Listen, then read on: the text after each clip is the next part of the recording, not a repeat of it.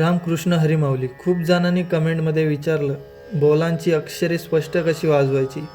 आज या व्हिडिओमध्ये मी हातवारे, बोटांचा दाब आणि ठेका सगळं अगदी सोप्या भाषेमध्ये सांगणार आहे. बोल अस्पष्ट का वाजतात? हात चुकीच्या जागी बसतो, बोटांना पुरेसा दाब नसतो, ठेक्यात शिस्त नसते व घाईने वाजवलं जातं. पहिल्या ह्या चुका समजल्या तर सुधारणा सोपी होते. हाताची योग्य जागा. भजनी टाक्याचं उदाहरण घेऊया. आता भजनी टाक्यामध्ये धिन्ना धिन धिना धिन्ना तिन तिन हा भजनी टाक्याचा मूळ बोल आहे. तर तो असा चार्टमध्ये वाजला पाहिजे. धिन्ना धिन धिना धिन्ना तिन तिना धिन्ना धिन धिना धिन तिन तिन. म्हणजे ना हा वरती चार्टवरती आणि तीन हे लव वरती वाजव. हा बोल जर नीट वाजवायला जमवायचा असेल तर पहिली ह्या बोलाची प्रॅक्टिस करायला लागते. ना तीन ना तीन ना तीन. ह्या बोलाची जितकी जितकी प्रॅक्टिस कराल तेवढा तुमचा हात चांगला बसेल.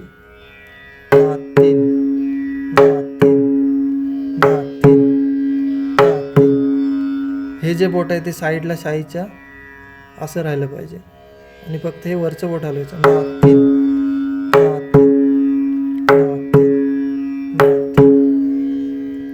धिन ना धिन धिना धिन ना तीन तीन धिन ना धिन धिना धिन धिना. जरा वजन द्यायचं बोटावर, जरा थोडंसं जोरात वाजवायचं.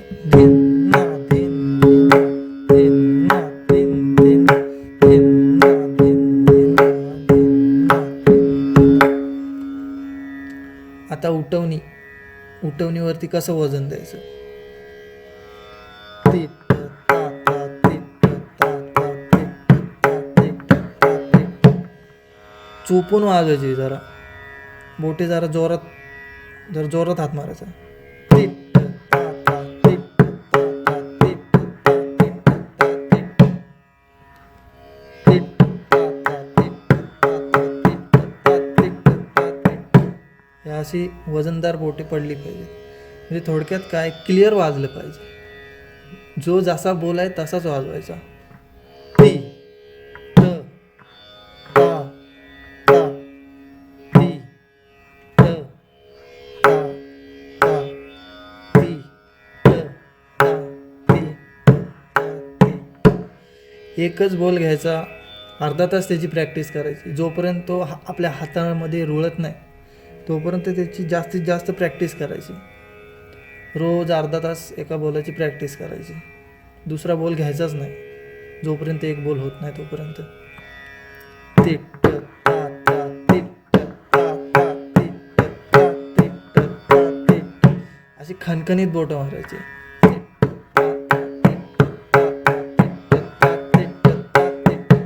नंतर लग्गे.